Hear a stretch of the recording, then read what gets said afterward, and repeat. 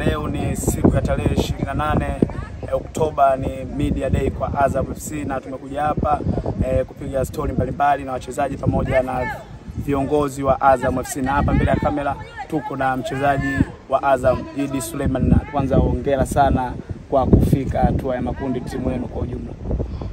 Namshukuru Mungu, tumefurahi kuweza kuweka historia katika timu yetu. Bwana, kwa miaka mingi sana uliocheza Azam, hatimaye leo Mwenyezi Mungu amewavusha ile hatua ya awali na hatimaye kwenda hatua ya makundi. Je, mission ilikuwa ngumu kiasi gani mpaka kufikia hapa mlipofikia?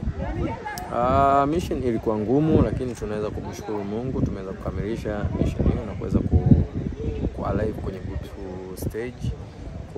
Ni hivyo, mechi zilikuwa ngumu, tumekutana na wapinzani tofauti, lakini tunamshukuru Mungu, mwalimu ameweza kuweka kitu na wachezaji wote kwa ujumla tumeweza kushirikiana na viongozi wote kuweka alama katika timu yetu, ambapo tulikuwa hatujawahi kufika kwenye hatua hiyo. Furaha. Wewe mara baada ya kuona Azam FC imefika hatua ya makundi, furaha yako ilikuwaje Nado?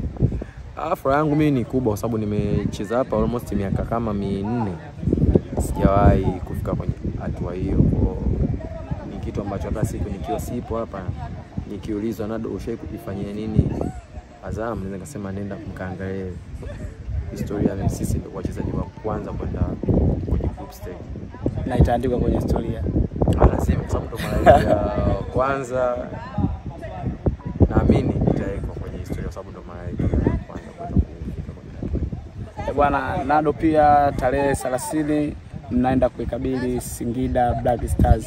Je, nyinyi kama wachezaji mjiandaje kwenda kuwakabili wapinzani wenu ambao nao wana safu kali ya ushambuliaji na pia wana viungo wazuri na mabeki wazuri kwa ujumla? Mechi itakuwa nzuri, mechi ngumu. Singida ina wachezaji wazuri na mwalimu mzuri. Azamu ina wachezaji wazuri na mwalimu mzuri.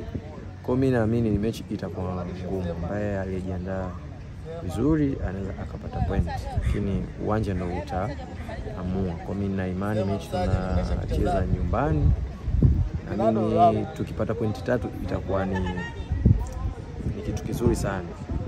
Yaani sio tupoteze mchezo huu. Sisi kwetu ni mchezo muhimu sana ili kuendelea na ligi. Na sasa hivi unavyoiona ligi ya NBC imekuwa na ushindani wa kiasi gani? Nyinyi kama wachezaji mnavyoona James inapokwenda hivi? Ligi kila miaka inapozidi kwenda ligi inabadilika, walimu wazuri